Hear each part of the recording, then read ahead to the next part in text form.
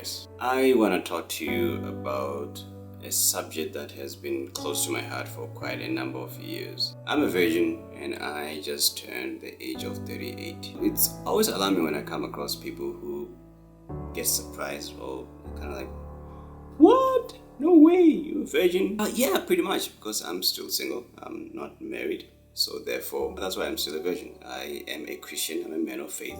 I, of course, don't believe that engaging in sexual activities before marriage is the right way of going about relationships for a multitude of reasons that I won't talk about now in this specific video, but I just want to focus on the truth about being a virgin.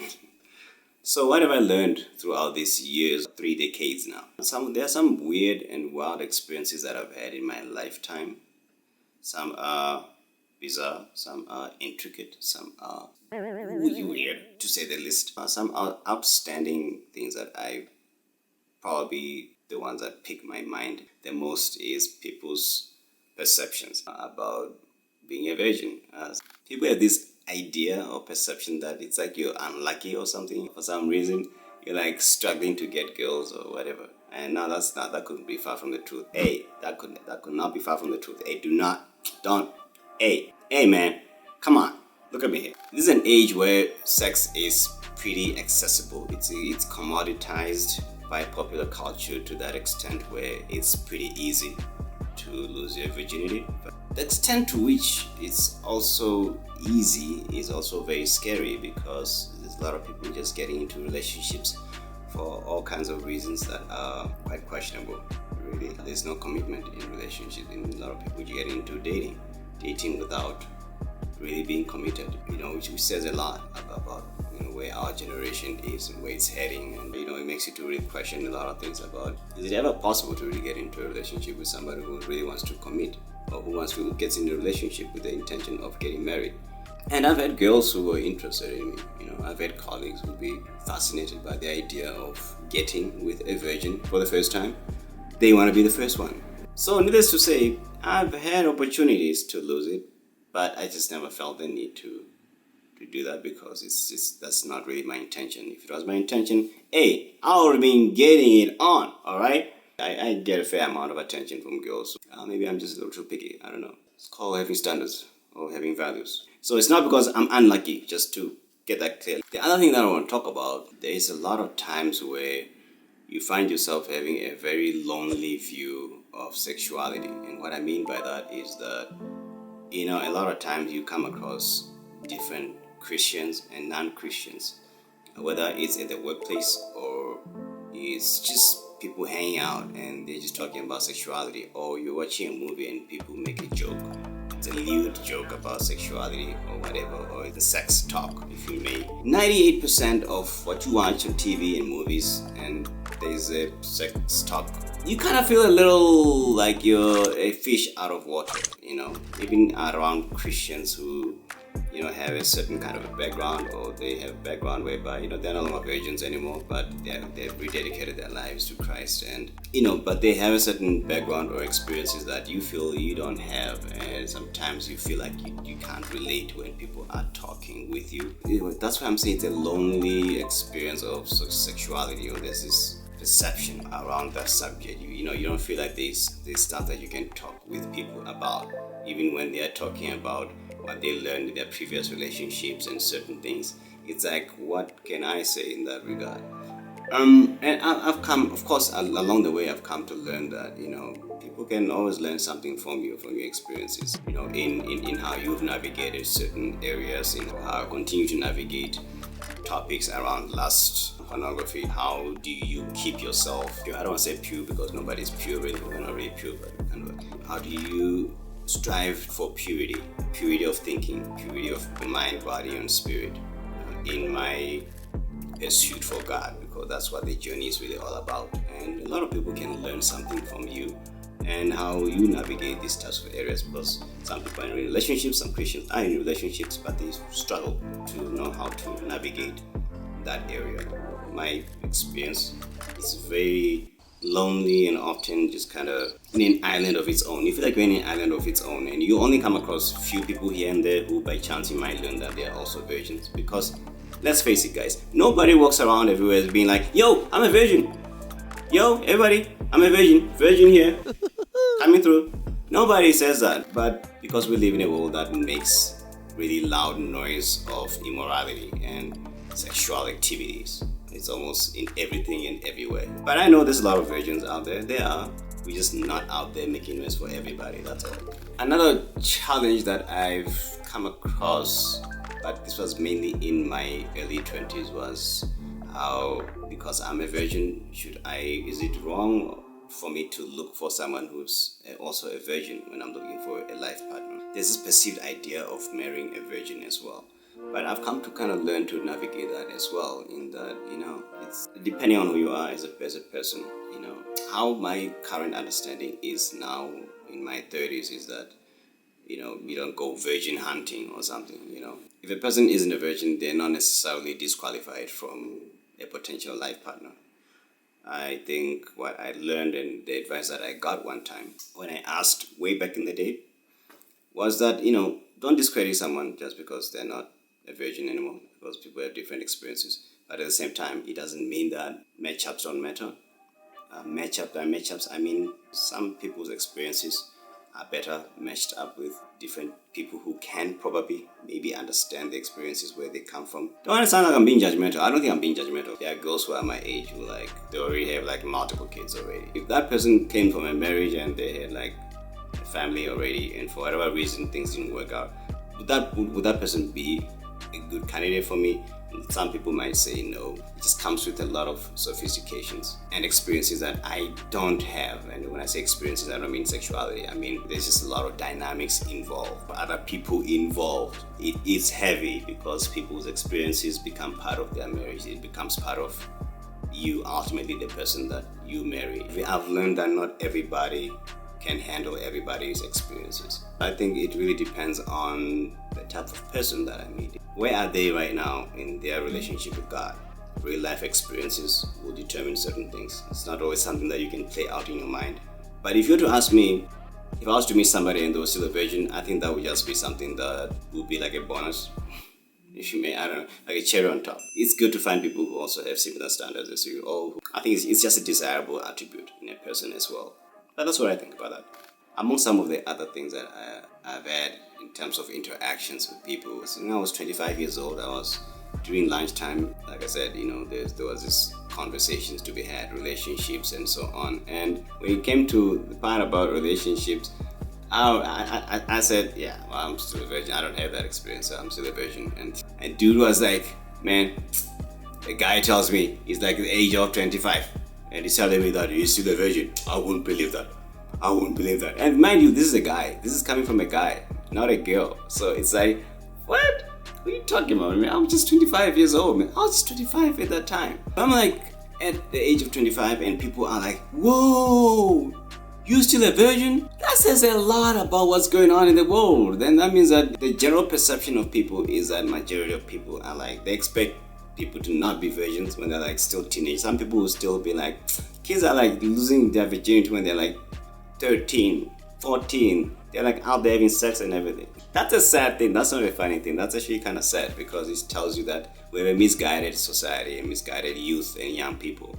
We live in an over-sexed world whereby some things are kind of seemingly being normalized, it's normal for people to just experiment with their sexuality even though they don't know what they're doing when they're teenagers. I said, look, if you can survive your high school experience and come out there unscathed, you're more likely to survive varsity and a couple of other years, probably before you get married, until you become married, that is. And that's a good thing. Research has proven tremendously that the people that are likely to have a successful and thriving marriage they are people who get married when they're still virgins. Okay? Because it's not just about the sexuality part, but it's about having an established core value system and having a community around you that guides you through a process of being single to how you engage with each other in a relationship, and you have people that you are accountable to who help you through the process of understanding the disciplinary aspect of having to control yourself, having to control your desires, having to control the self. If you can master the self, it becomes a lot easier to know how to engage with other people, or how to take the best of what you've got to the next person. And that's really what it's all about. And I think people tend to miss that a lot. And that's why I say when it comes to sexuality and virginity or purity, it's really about a walk in pursuit of God. It's really about God ultimately in the end. And how well you walk in that journey in your pursuit for God, and how much of a relationship with God you really have, ultimately constitutes and contributes to how well of a thriving marriage you ultimately will have, a thriving family you will have, because you also bring them up in the same foundations and the same system that allows you to be successful in those specific areas of your life. That's just what I think, and that's my experience, and that's what I know for sure. And I've seen that as well. I've got friends who got married when they were virgins, and they have thriving marriages right now. It's very beneficial. It's been proven, like I said, secular research is being conducted to also prove that as well. There's a lot of things that I've experienced while I'm a virgin, like the reality of being a virgin. I mean, I think the biggest elephant in the room is how often do you think about sex when you're a virgin? Well, that varies depending on age. When you're a teenager, you think like every other teenager, because your hormones are raging and you're like still growing and everything is, you're curious about everything. And then when you get to your 20s, you become really, really motivated to like, okay, I want to get married because I want to have sex, I want to get married, okay, you know. From a male's perspective, it's a big part of how you think, how we are wired as men. But the biggest flex, and I say flex because this is really about self-mastery, biggest flex about what I've learned about being a virgin and having to discipline yourself in knowing what you can and what you can't do, is teaching myself to understand what a woman is. I don't know if that makes sense to you, but when I say what a woman is, I mean in a sense that as a young man, you grow up seeing girls, you think about girls, you fantasize about them or whatever the case is. So girls are objectified in almost every way, in every sexual way you can imagine.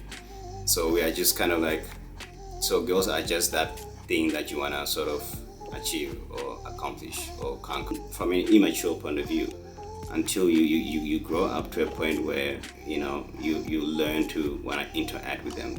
There are people that you have to who challenge you intellectually, and eventually you start to realize that they're actually really people, they're more than just sex objects. They're really people that you really need to get to learn to understand their personality, who they are, and the many other different dimensions of who they are and how they function, which we still can't get even now for some reason, because God somehow just really put a lot of stuff in there, I mean, like, yo, bro, God, yo, seriously, you're killing us here.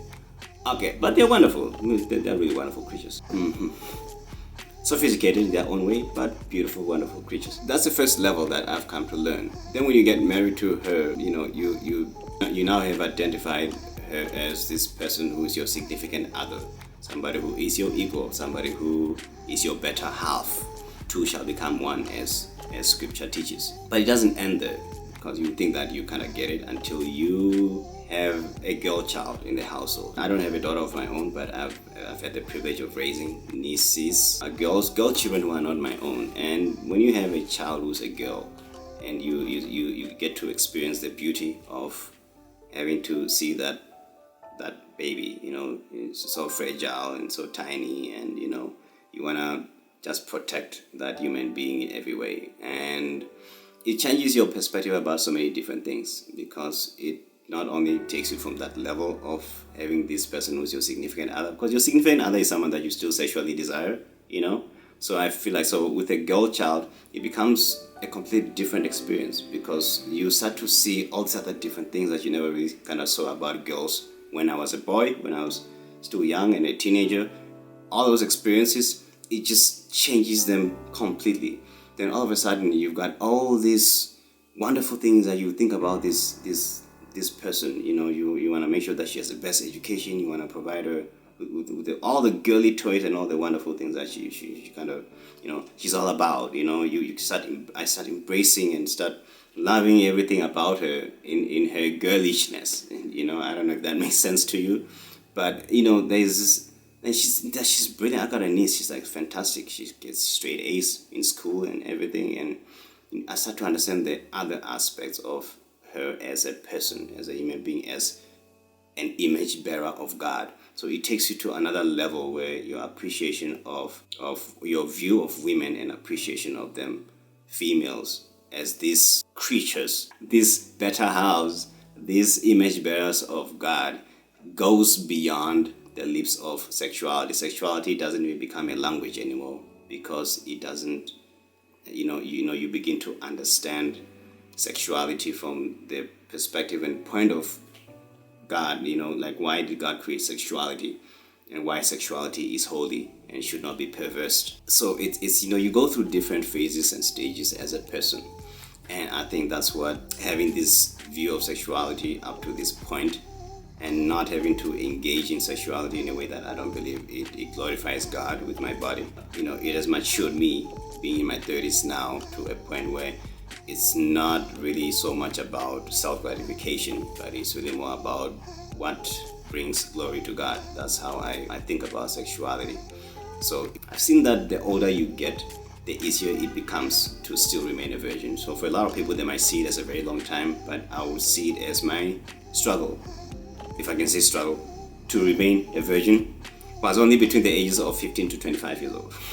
By the time you reach 25 years old, it no longer becomes a struggle. It shouldn't be a struggle at that point in time, okay? And I'm just like giving you a rough number, but when you reach a certain point in time whereby it no longer becomes a thing, but your focus really becomes on yourself and focusing on self-mastery, understanding yourself as a person and developing yourself as a person, and your spirituality and your relationship with God, it ultimately becomes about that.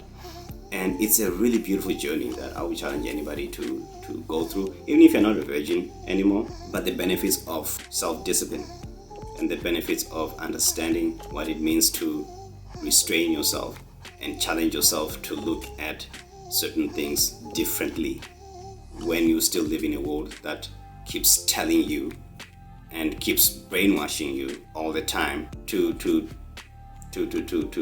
participate in all kinds of debauchery and lewd activities and make grotesque sexual jokes about sexuality. Like it's just one of those things, when in fact it's actually a very, very, very dangerous thing. It's a thing that really affects us mentally, physically, physiologically, psychologically, spiritually. I think it's a wonderful journey that I would challenge anybody to go through.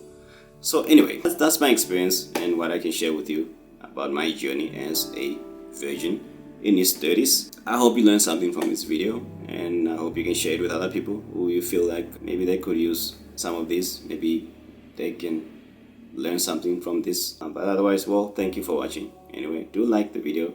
Like I said, do share it. The more people watch, the more the algorithm will recommend the video to other people, and let's get acquainted. But thanks for watching, and God bless.